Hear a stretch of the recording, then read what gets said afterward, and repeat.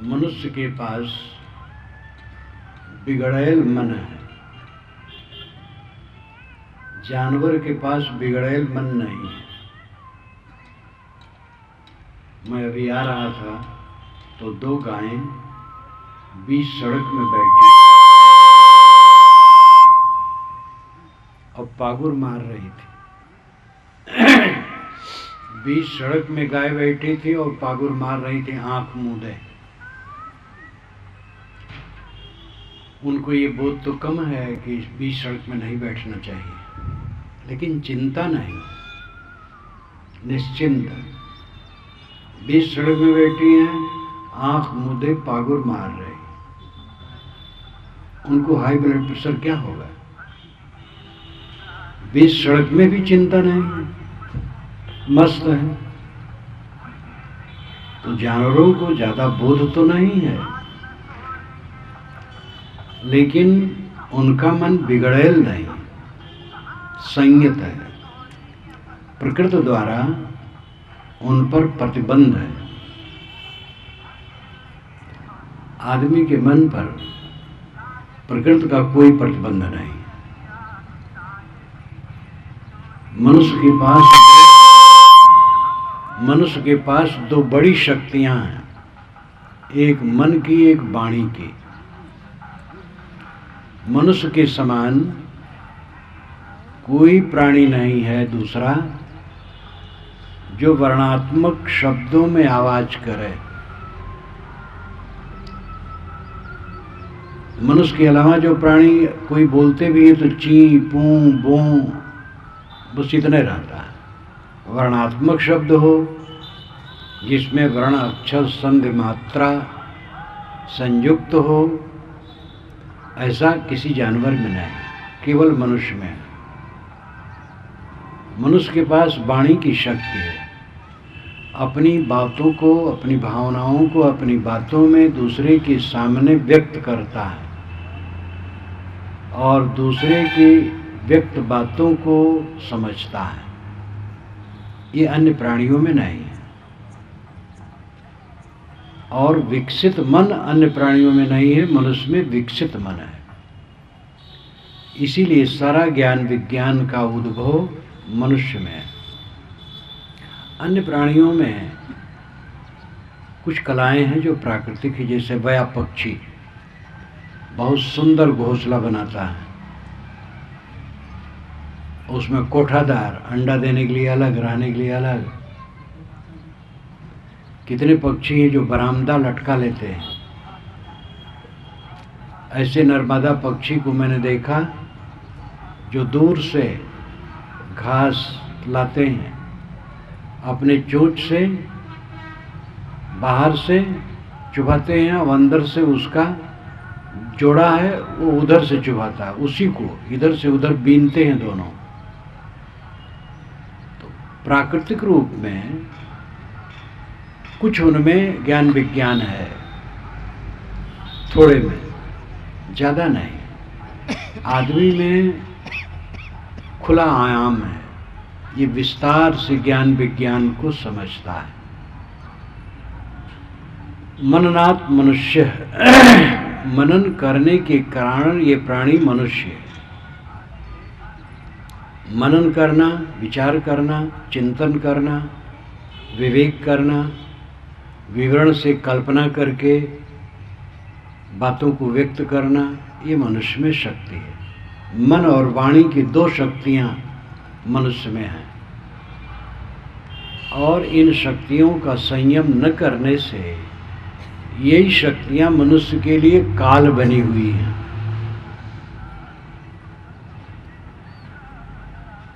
अगर आपके पास तेज घोड़ा है तो आप अपनी मंजिल पर जल्दी पहुंच सकते हैं, लेकिन उसको चलाना न जाना तो उठा के पटकेगा और हाथ पैर टूटेगा। यही दशा मनुष्य की है। मनुष्य अपने मन और वाणी को चला नहीं पा रहा है ठीक से, इसलिए उन्हीं द्वारा और रात दिन रौंदा जा रहा है। मन उद्विग्न है अन्यथा काम करता है। मन जब गलत सोचता है तब वाणी गलत निकलती है और क्रियाएं गलत होती हैं।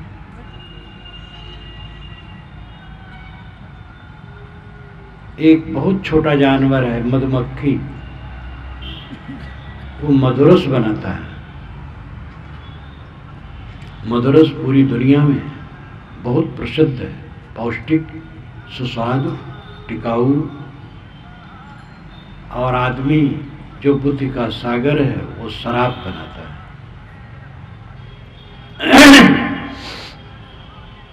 आजकल पूरे भारत में शराब का बोलबाला है और छत्तीसगढ़ में उसकी बढ़ोतरी ही है। भक्तों के घर में पहले कभी कभार सुना जाता था, बहुत गांवों के बाद कहीं कोई ऐसा है जो छिप करके पी लेता है। अब तो ठिकाना नहीं। ये बुद्धिनाशक शराब कितना बढ़ रही है। ये मनुष्य की लीला है। आचरण इसका इतना भ्रष्ट है कि एक दिन कानून उठा लिया जाए तो रास्ता चलना मुश्किल होगा। केवल महासमुंद के लिए कानून उठा लिया जाए कि अगले दिन 21 फरवरी को महासमुंद में कोई कानून नहीं रहेगा, कोई कुछ करे दंडित नहीं होगा, तो फिर घर से निकलना मुश्किल होगा। आदमी कितना पागल हो गया है। जिस शक्ति से वो अमृतत्व को प्राप्त कर सकता है, उसी शक्ति को विष प्राप्त करने में लगा रहा है। दुरुपयोग ही पतन है, सदुपयोग ही कल्याण है। अपनी शक्ति का सदुपयोग इंसान नहीं कर रहा है, दुरुपयोग कर रहा है। मन को संभालो, वाणी को संभालो, इंद्रियों को संभालो, यही सच्चा भजन है। मत मतांतर हैं, भिन्न भिन्न मतों के भिन्न भिन्न नाम और मंत्र हैं। वो सब ठीक है, कोई बात नहीं, लेकिन जो शाश्वत बात है वो मतांतर की नहीं है। पेट में ज्यादा भोजन डालने से किसी मत का आदमी ही दुखी होगा। कोई भगवान भी कहीं हो, अगर ज्यादा खाएगा तो उसका भी पेट खराब हो जाएगा। जो अपने मन को खराब करेगा वो दुखी होगा। गोस्वामी जी ने कहा है, विबुध काज बावन बलि, छलो भलो करि चानि, प्रभुता तज बस भे तदप मन की गई न गलानी। विबुध देवता, देवताओं का काम बनाने के लिए बावन भगवान ने बलि को छला, अब अच्छा समझ के छला। दैत्य और देवता दोनों की अलग अलग पार्टी थी। कांग्रेस पार्टी भाजपा पार्टी जैसे आ जाए। भाजपा के ख्याल से जो कांग्रेस वाले हैं सब दैत्य है, राक्षस है, और कांग्रेस के ख्याल से भाजपा। लेकिन न कांग्रेस दैत्य है और न भाजपा। दोनों ठीक है, दोनों में गड़बड़ भी है, अच्छे भी हैं। ऐसे देवता और दैत्य जो कहलाते थे, दोनों ही एक ही परिवार के थे। माता अलग अलग थी, कश्यप पिता एक ही थे। कश्यप की पत्नी दित से दैत्य और अदित से देवता, दोनों भाई भाई थे। दैत्य लोग संयमी थे और बलवान थे, देवताओं को रगड़ते थे समय से, और देवता लोग विलासी थे, वे पिटते थे तो चे चे करके विष्णु शिव के पास दौड़ते थे। ऐसा होता रहता था।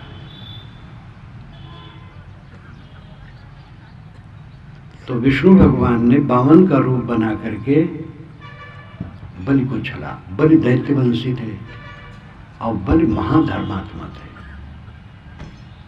तो पुराण में ही आता है कि बलि ऐसे धर्मात्मा थे कि पूरी दुनिया उनके शासन में थी और प्रजा को पुत्र के समान मानते थे।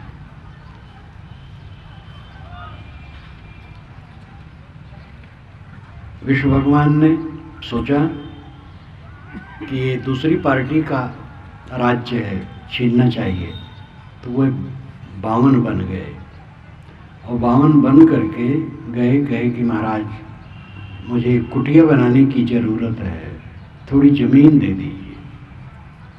राजा लोग ज़मीन देते, कहे भाई ले लो, कितनी ज़मीन चाहिए? कहे 3.5 कदम। कहे नाप लीजिए। तो उन्होंने इतना लंबा बढ़ाया कि तीनों लोग नाप लिया। ये धोखा दिया। ये विष्णु भगवान धोखा देते हैं।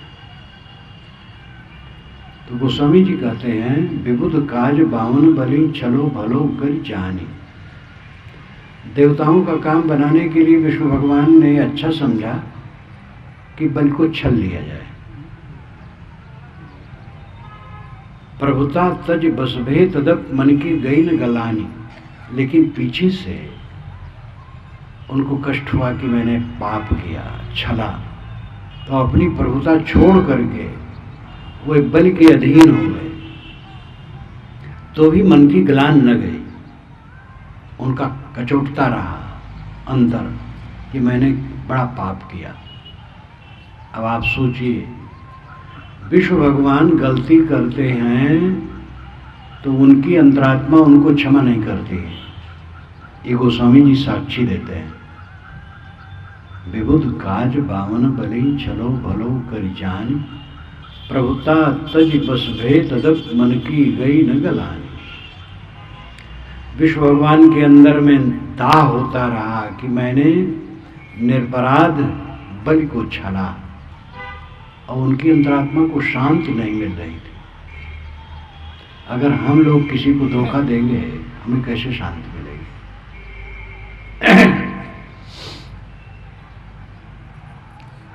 इस उदाहरण से हमें अपने को समझना चाहिए। उदाहरण काल्पनिक है। वामन ने विष्णु को छला, ऐसी घटना कहीं नहीं हुई। इसके लिए लंबी कहानी है।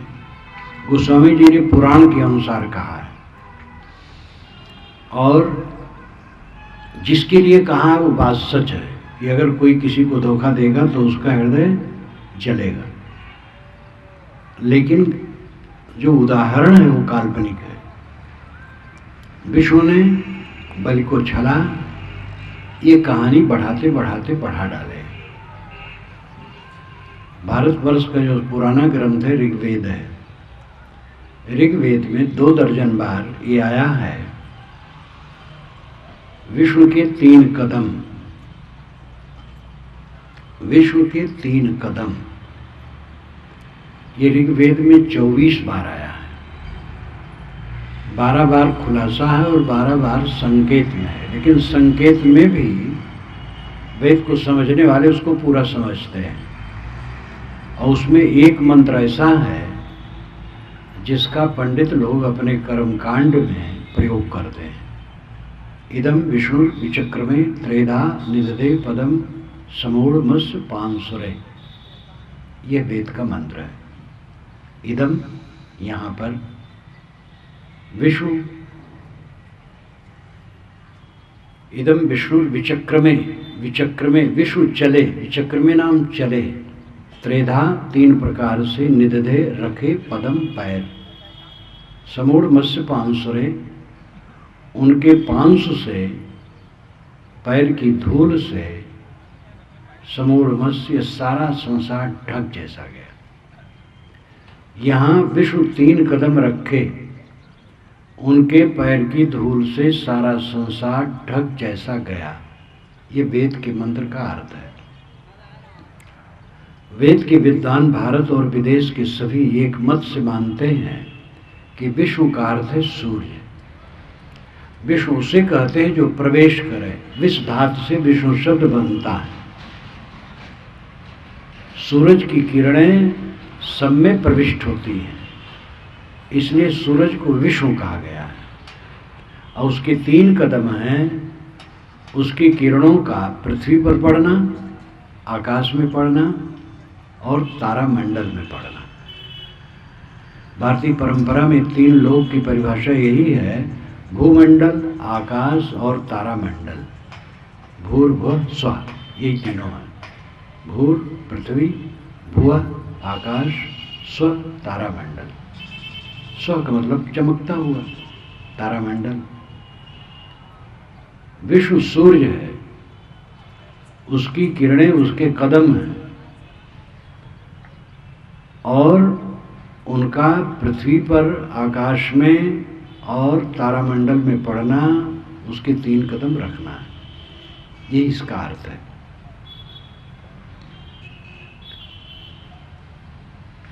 वेदों में कहीं ऐसा नहीं कि विष्णु ने किसी को छला है।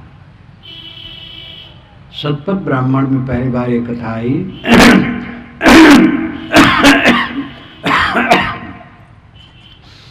देवता दैत्य आपस में लड़े तो देवता हार गए, दैत्य जीत गए। पूरे भूमंडल पर दैत्यों का राज्य हो गया। तो दैत्यों ने मीटिंग की कि पृथ्वी को बांट लिया जाए। तो देवता लोग सोचे कि दैत्य लोग पृथ्वी बांट लेंगे तो हम लोग कहाँ रहेंगे, चलो हम लोग भी मांगे। तो देवता लोग गए, दैत्यों से कहे कि हमारे रहने की भी जगह दीजिए। तो दैत्य लोग बड़े संकोच में पड़ गए। कहे ठीक है, तुम्हारा विष्णु जितने में लेट जाए उतनी जमीन हम दे देंगे। तो उनका विष्णु 52 था, छोटा छोटा। सोचे कितने में लेटेगा। तो कहे तुम्हारा विष्णु लेट जाए जितनी जमीन में उतनी जमीन हम दे देंगे। विष्णु लेटे तो शरीर को बढ़ाते बढ़ाते पूरी पृथ्वी को ढक लिए। ये सतपथ ब्राह्मण में एक कल्पना आई है कल्पना। और यहीं से विष्णु को छलिया बताया गया। आगे विष्णु पुराण, वामन पुराण बना जो 10,000 श्लोकों का है। उसमें बलिछलन विष्णु का एक नाम ही हो गया। पुराणों में वेदों की कई बातें बहुत बिगाड़ दी गई हैं। विष्णु अगर जगत के पालक हैं तो सबके मालिक हैं। वो बल से कह सकते हैं कि तुम गद्दी से हट जाओ, मैं गद्दी पर बैठूंगा। अगर मालिक स्वयं गद्दी पर बैठना चाहे तो पीछे वाले हट जाएंगे, वो छलेंगे क्यों। लेकिन पुराणों में विकृतियां आई हैं, एक जगह नहीं अनेक जगह विकृतियां हैं। जैसे ब्रह्मा अपनी पुत्री के साथ भ्रष्ट हुए, ये पुराण में आता, भागवत में ही आता है। वास्तव में विधि ब्रह्मा भी सूर्य है और उसकी पुत्री उषा है। सूरज उगने के पहले जो पूरब तरफ आभा निकलती है, प्रकाश, उसको उषा कहते हैं। उषा पुत्री है सूर्य की। लेकिन जब सूर्य उगा तो उषा समाप्त हो गई। यही सूर्य का उषा को पतित करना है, विधाता को अपनी पुत्री को पतित करना है। सूर्य उषा को समाप्त कर देता है, इसमें कोई आचरण संबंधी गड़बड़ी नहीं। इसी प्रकार इंद्रहिल्याचार है, ये सतपथ ब्राह्मण में आता है। इंद्र सूर्य है, अहिल्या रात को कहते हैं, अह कहते हैं दिन को। संस्कृत में अह का अर्थ है दिन, ल्या का मतलब लीन, दिन जिसमें लीन हो वो रात है। रात को अहिल्या कहते हैं। इंद्र सूर्य है, उसको पतित करता है, रात को पतित करता है। जब सूर्य होगा तो रात नष्ट हो गई, यही इसका अर्थ है। इंद्र ने अहिल्या के साथ कोई आचरण संबंधी गड़बड़ी की, ऐसा कुछ नहीं। लेकिन पुराणों में वेदों में जो रूपक है, वैदिक साहित्य में, पुराणों में व्यक्तिकरण करके बहुत भद्दगी कर दी गई है। तो बामन ने बलि को छला, ऐसा कुछ नहीं, ये घटना ही नहीं हुई है। लेकिन गोस्वामी जी पुराण के अनुसार कहते हैं कि बामन ने बलि को छला, तो बामन के मन में संताप रहा कि मैंने निरपराध को छला। कथा भले काल्पनिक है, लेकिन जिसके लिए कहा जाता है वो यथार्थ है, हमें समझाने के लिए कहा जा रहा है। अगर हम किसी को छलेंगे तो हम संताप से बच नहीं सकते। किसी का अहित करेंगे, अहित सोचना ही हमारे मन को जलाएगा।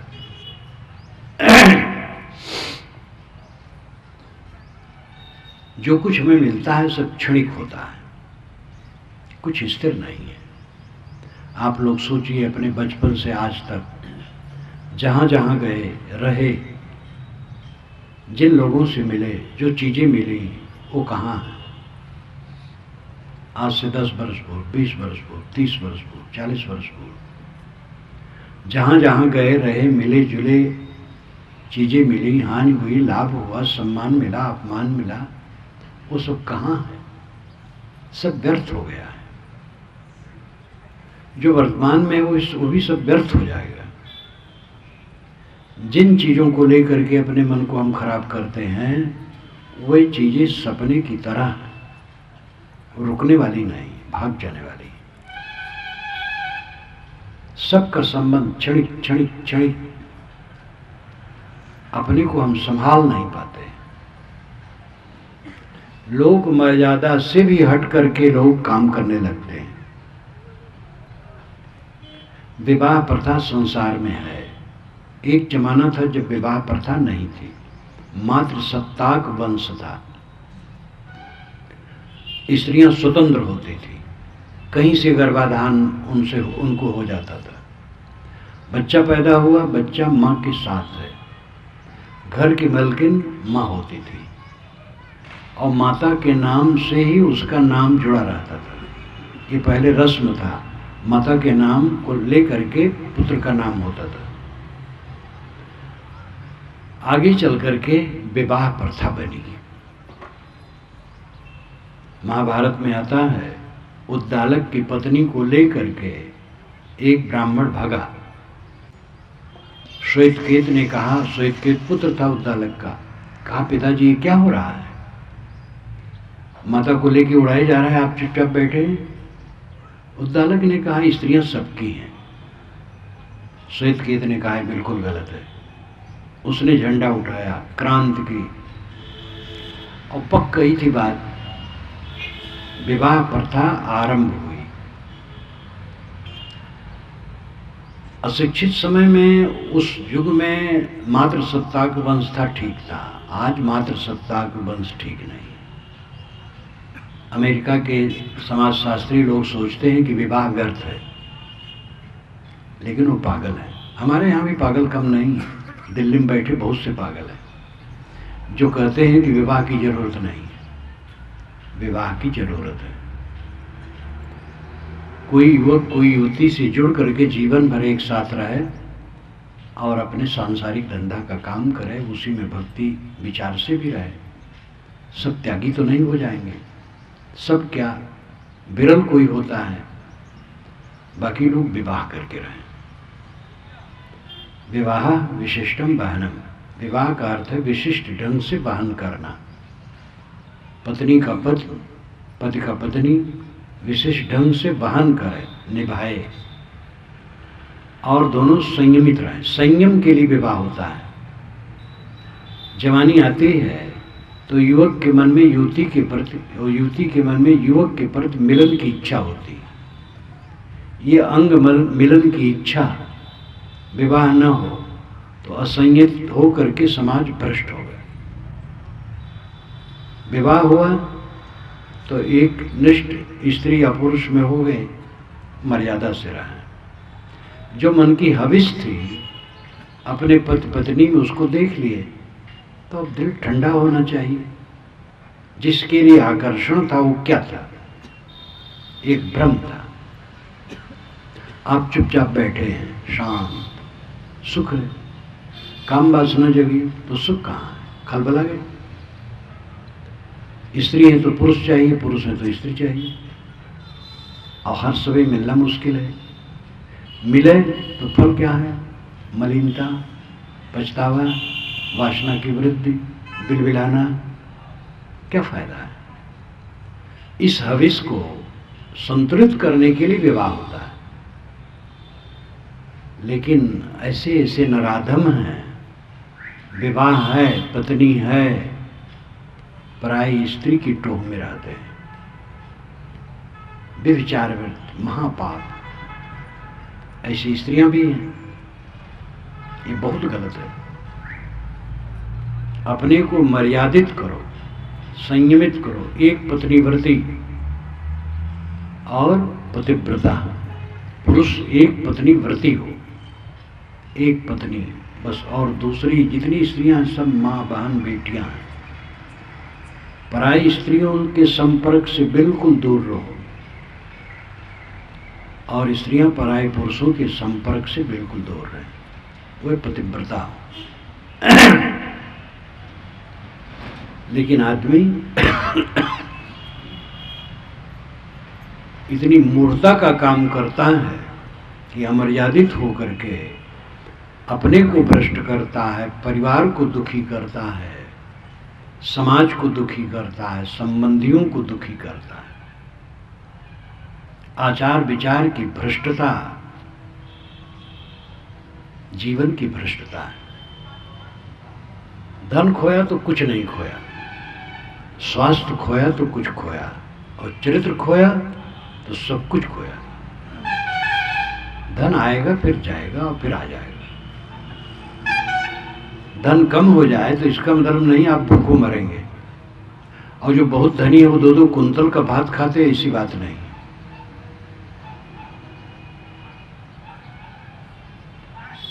स्वास्थ्य अगर बिगड़ा तो निश्चित है नुकसान है। स्वास्थ्य को संभालो, सादा खाओ, जल्दी पचने वाला खाओ और कम खाओ, स्वास्थ्य ठीक रहेगा। ये जो भ्रम है कि हमें ये खाने की चीज मिले, ये भ्रम ही है। कड़ी भूख स्वास्थ्य के लिए आवश्यक है। कड़ी भूख हो, और कड़ी भूख में जो आप खाएंगे उससे बहुत ऊर्जा मिलेगी। सादा भोजन, गरीबों का भोजन कड़ी भूख में खाएं, उससे बहुत ऊर्जा मिलेगी। और भूख न हो तो घी मेवे तो और विष बनेंगे। इसलिए कभी ये लालसा नहीं होनी चाहिए हमें ये खाने को मिले। सादा हो, स्वल्प हो, सुपाच्य हो, इतना ध्यान दो। अंडा मांस मछली से दूर रहो, नशा की चीज़ों से दूर रहो, सादा भोजन करो और कम खाओ, स्वास्थ्य ठीक रहेगा। आचरण की पवित्रता की महती आवश्यकता है। आचरण खोया तो सब खोया। चरित्रवान बनो, नशा मान से दूर, पर स्त्री और पर पुरुष से दूर। दूसरे के धन को नाजायज तरीके से न लो, छल कपट से दूर रहो। जो कुछ हम करते हैं हमारे मन में उनकी रिकॉर्डिंग चलती है। ये कंप्यूटर में, फ्लॉपी में जो रिकॉर्डिंग होती है, ये रिकॉर्डिंग बिगड़ सकती है, आग से, पानी से खराब हो सकती है। लेकिन जो कुछ हम मन, वाणी और इंद्रियों से करते हैं, उनकी रिकॉर्डिंग जो हमारे मन में चलती है वो बिगड़ती नहीं है। वो जल नहीं सकती है, गल नहीं सकती, खराब नहीं हो सकती। वो फल दे के ही समाप्त होती है। पूरा जीवन उसी का सफल है जिसने अपने को संभाला। धन कमाने के चक्कर में, इंद्रियों के विलास के चक्कर में, पद के चक्कर में, प्रभुता के चक्कर में अधिकार के चक्कर में आदमी ऐसा ऐसा पाप करता है जिसको भोगे सिराता नहीं, जन्म जन्मांतर भोगना पड़ता है। जीवन की सफलता अधिक धन, पद, सम्मान, प्रतिष्ठा नहीं है। जीवन की सफलता है पवित्र मन। जिसका मन पवित्र है वो सफल है। सामान्य मकान में है, सामान्य खाता पीता है, लेकिन मन पवित्र है। उसके मन में तनाव नहीं, उद्वेग नहीं, अशांति नहीं, कलह नहीं, दुर्व्यवहार नहीं, दुर्भावना नहीं, वो सच्चे अर्थ में सफल है। शांति वही है, सुख वही है। अनेक धनपति, अनेक स्वामी होकर के भी क्या हो गया? दिखावा स्वामीपन का, चरित्रहीन, अहंकारी, दुर्व्यवहारी स्वामी है, गुरु है, जगत गुरु कहलाते हैं, महामंडलेश्वर कहलाते हैं, आचरणहीन है। क्या करेगा? बाहर का लिफाफा।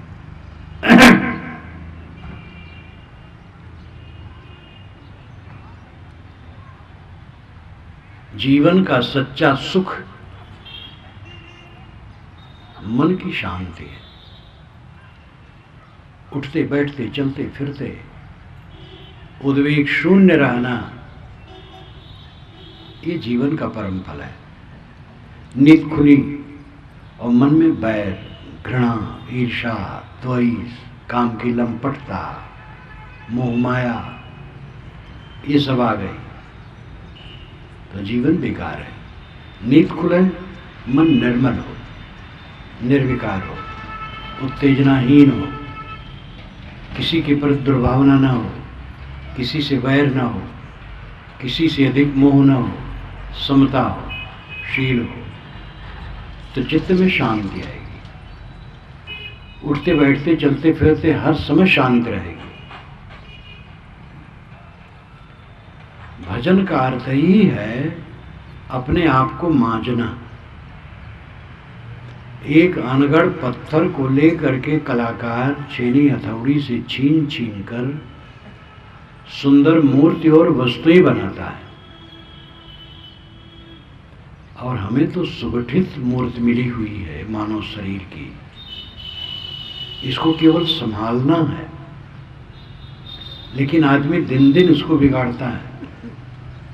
एक बच्चे को देखो, दांत उसके साफ हैं, लेकिन जवानों और परिपक्व उम्र वालों को देखो तो कुछ लोगों के दांत साफ हो गए, नहीं तो पान, तम्बाकू, जर्दा, क्या क्या खा खा करके, गुटखा, पान पराग, इतना बढ़िया नाम, और पूरा जहर, ये सब खा खा करके मुंह को चूल्हा बना लिए हैं लोग।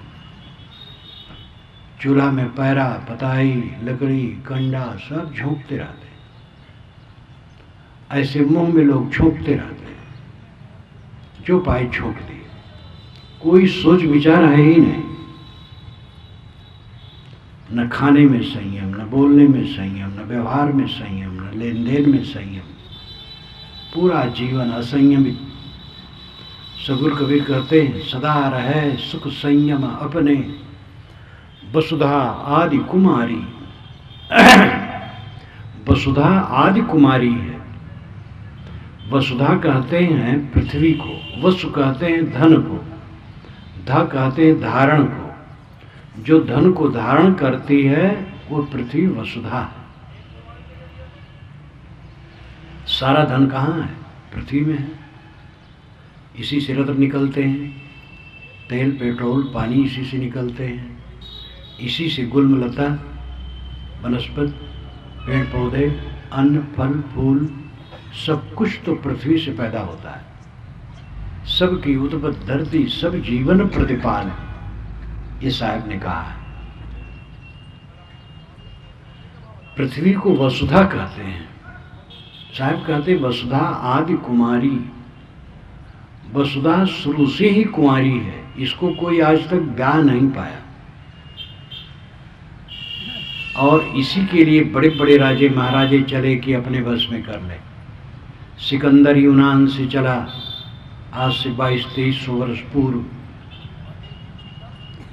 और अनेक देशों पर विजय करते हुए मुख्य लक्ष्य था ईरान पर विजय, क्योंकि दारा ने उसके देश पर हमला किया था, तो दारा को हराना था। फिर भारत पर भी हमला किया, थका लौटा, लेकिन वो शैतान बीच में भी हमला करता ही लौटा, और भाला लगा वो मर गया।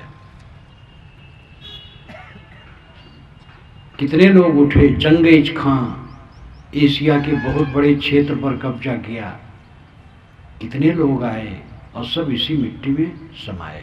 साहब कहते माटी कहे कुम्हार थे, तू मत रौदे मोह, एक दिन ऐसा होएगा मैं रौदूंगी तो। मिट्टी को कुम्हार रौंद रहा था, पैर से खूंद रहा था, तो मिट्टी ने कहा, अरे कुम्हार तू मेरे को क्या रौदता है, एक दिन ऐसा आएगा मैं तेरे को रौदूंगी। लकड़ी कहे लोहार से, तू मत जा रहे मोह, एक दिन ऐसा होएगा मैं जा रहूंगी तो। लकड़ी और मिट्टी बेजान है, कहेंगे क्या? बात बताने का तरीका है। जिस जमीन पर हम कब्जा करना चाहते हैं, उस जमीन का कब्जा मेरे शरीर पर होगा। आजकल मेरा शरीर इसी जमीन में चला जाएगा। सभी लोग जमीन खरीदते हैं तो रजिस्ट्री करवाते हैं अपने नाम से। जिस जमीन को आपने अपने नाम से रजिस्ट्री करवाई है, असंख्य लोगों के नाम से उसकी रजिस्ट्री हो चुकी है, और आगे असंख्य लोगों के नाम से उसकी रजिस्ट्री होगी, और सारी रजिस्ट्री फेल होती चली जाएगी, किसी की रजिस्ट्री नहीं रहेगी। लेकिन इसका मतलब नहीं है कि जब आप जमीन खरीदें तो रजिस्ट्री न कराएं, वो व्यवहार है। रजिस्ट्री करा करके ही बैठे जमीन में। बात तो यह है कि जमीन पर मेरा अधिकार नहीं है, जमीन का अधिकार मेरे शरीर पर है। ये मेरा शरीर उसी प्रकार जमीन में मिल जाएगा जैसे बूंद पानी में मिल जाती है। इस बात का ध्यान रखना चाहिए और प्रमाद छोड़ करके जीना चाहिए। प्रमाद से जो हम जीते हैं, अन्यथा सोचते हैं, अन्यथा बोलते हैं, अन्यथा करते हैं, उसके परिणाम में हम स्वयं दुखी होते हैं और दूसरों को दुखी करते हैं। ये पाप बढ़ता है। अगर हमने गाली दी किसी को तो हमारा मन खोल रहा है, इसलिए तब गाली दे रहे हैं। लेकिन गाली देने से जिसको गाली दी गई वो खोलेगा, क्योंकि वो कोई गुणातीत तो नहीं है, कोई ज्ञानी पुरुष है। गाली उसको दो, नहीं खोलेगा। लेकिन सब कहाँ ऐसा होते, तो वो खोलेगा, और तीसरे लोग जो सुनेंगे वो भी, उनका भी डिस्टर्बेंस होगा, उनका भी नुकसान होगा। गाली देने वाला ऐसा पाप करता है कि जिसकी वृद्धि होती है, स्वयं दुखी, दूसरे को दुखी करके और वो पाप बटोरता है। अन्यथा क्रिया जितनी है, दूसरों को तकलीफ देना, दूसरे का हक मारना, दूसरे को धोखा देना, दूसरे के साथ किसी प्रकार भी दुर्व्यवहार करना, ये सब पाप है जो अपने को जलाता है और दूसरे को जलाता है। और इससे हम उबर नहीं पाते हैं, छोड़ करके ही उबरेंगे। धर्म ग्रंथों में सस्ते नुस्खे बताए गए कि अगर ये पाप किए हो तो ये मंत्र जप लो, कट जाएगा। रात भर का पाप सुबह के गायत्री जप से, और दिन भर का पाप शाम के गायत्री जप से कट जाएगा। राम नाम जप से कट जाएगा, और नाम से कट जाएगा, ऐसा कहा। लेकिन ये गलत है। नाम जपो, मंत्र जपो, ये ठीक है, लेकिन पाप नहीं कटेगा, पाप का फल भोगना पड़ेगा। 18 पुराण और महाभारत इन 19 जिल्दों में से छांटे जाएं तो 40,000 श्लोक निकलेंगे जो सस्ते नुस्खे जिसमें दिए गए हैं। यही सब कहा गया, गंगा में नहाओ पाप कट जाएगा, नर्मदा के दर्शन मात्र से मोक्ष होता है, नर्मदा के आसपास के लोगों को मोक्ष हो जाना चाहिए। गंगा में स्नान पूरी करे और निकले और उसके अंदर में काम क्रोध लोभ मोह जितने थे वो सब समाप्त रहे तो मोक्ष हो गया। और गंगा से निकला और वैसे काम क्रोध लोभ मोह है तो कहाँ मोक्ष हुआ? मोक्ष कोई अदृश्य थोड़े है, मोक्ष अनुभविक स्थिति है।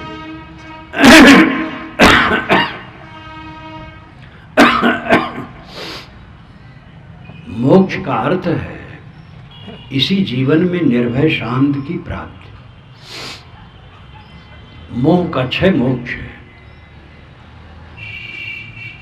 मोक्ष कोई ऐसी चीज नहीं जो कल्पना हो, मर जाने के बाद होता हो। साहब ने कहा है, जीत न तरो मुए का तरियो जीते जो न तरे। जो जीते जीते नहीं तरा है, मरने पर क्या तरेगा? जीते जीते तरो। वासना का क्षय, तृष्णा का क्षय, मोह का क्षय, सारे उद्वेगों का क्षय मोक्ष है। ये जीवन का परम सुख है और वो इसी जीवन में उसका अनुभव होता है। जीवन का सच्चा सुख यही है। जिन प्राणी पदार्थ परिस्थितियों को लेकर के हम पाप करते हुए साथ में रहने वाले नहीं। अपना माना हुआ शरीर निरंतर गल रहा है। चाहे कोई कितना अहंकारी हो, अपने शरीर का बड़ा गुमान हो, कितने दिन रहेगा? जवानी कितने दिन की है? बल कितने दिन का है? थोड़े दिन में रंग में भंग होना है। इसलिए जगने की जरूरत है। मैंने शुरू में आपसे कहा था कि मनुष्य अपने मन और वाणी के दुरुपयोग से पतित है और दुखी है।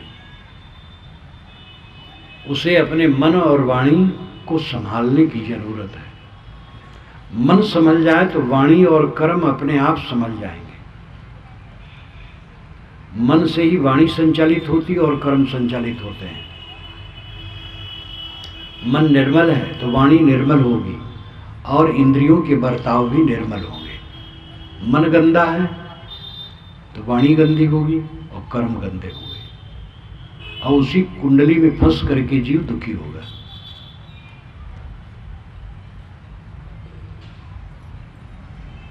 सदगुरु पूर्ण साहब ने कहा है, कीट कुस्यारी माछ ज्यों सोना ललनी गयो, कीट कुस्यारी माछ वैसे गतिया जीव की भई दिवस दे सांझ। सुगा लाल मिर्ची के लोभ में पड़ करके नलिका यंत्र पर बैठा और पकड़ लिया गया और रेशम का कीड़ा अपने शरीर से रेशम निकाला और उसका कोशा बना।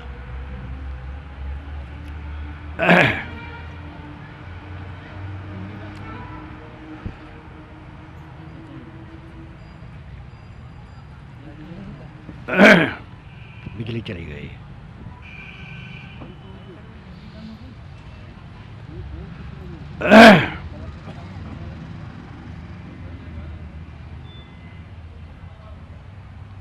बैटरी है? बैटरी है, बिजली है शायद। है? बैटरी नहीं है? है शायद। तो वहाँ जोड़े। वहाँ से चालू है सर। मैंने कहाँ करूँ? उधर पे वहीं से देखो यहाँ से।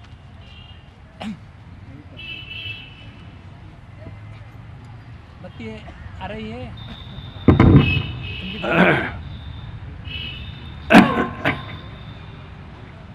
रेशम का कीड़ा अपने शरीर से रेशम निकाला, उसका कोशा बन गया और उसी में वो सो गया। तो चारों तरफ से कोशा बन जाता है, मुलायम मुलायम रेशम का सूत, उसी में सो गया। किसान उसको सुखा देता है, सूख जाता है। सूखने पर तो तोड़ा नहीं जा सकता, तो सूत खराब हो जाएगा। तो उसको हल्के गर्म पानी में डाल देता है तो सब कीड़े मर जाते हैं। और उसको सुखा लिया जाता है हल्का सा, फिर सूत निकाला जाता है। रेशम के कीड़े अपने शरीर से ही रेशम निकाल करके और स्वयं उसी में बंद करके मरते हैं। तैसी गति आज जीव की भई दिवस दे सांझ।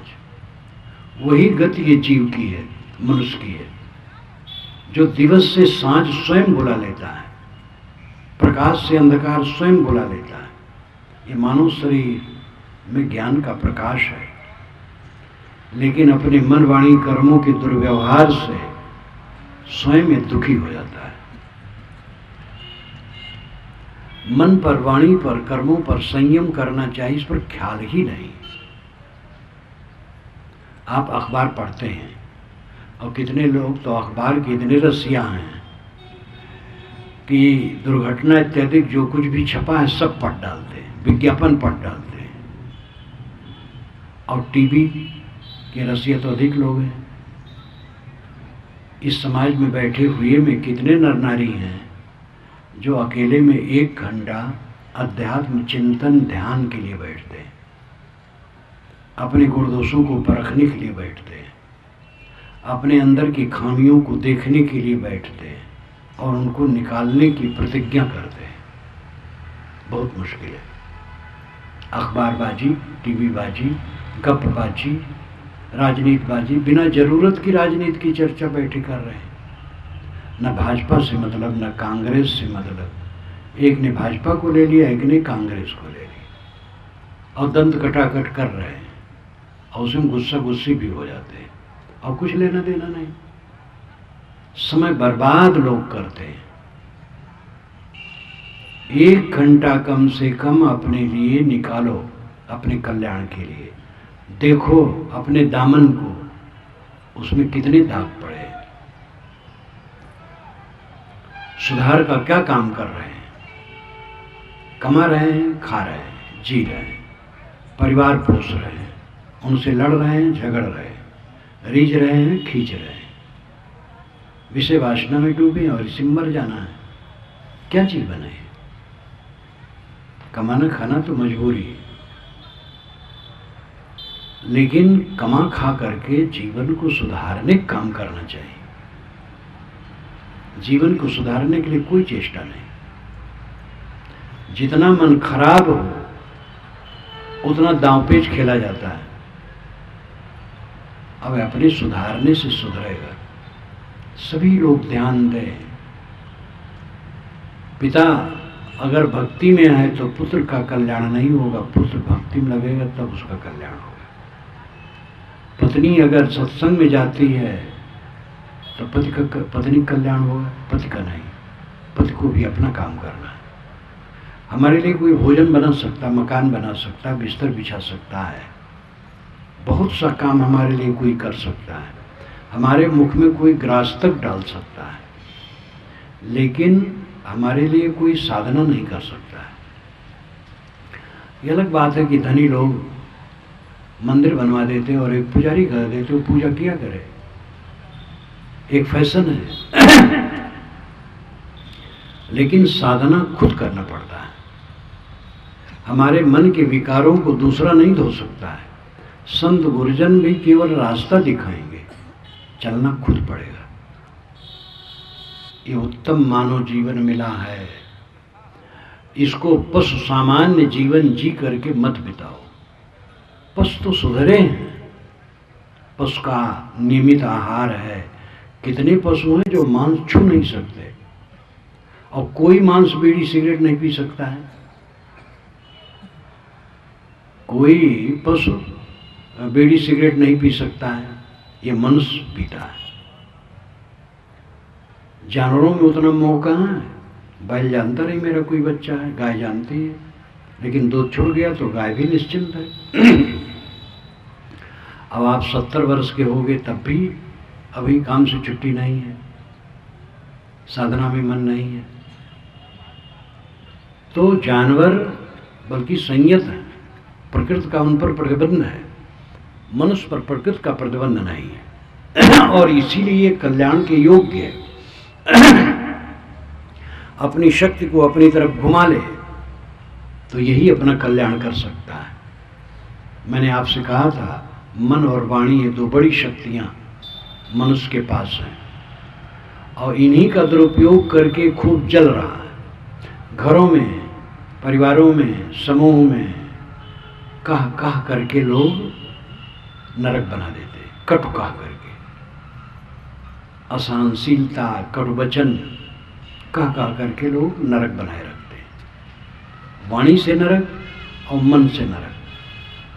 ये मन और वाणी को संभालो।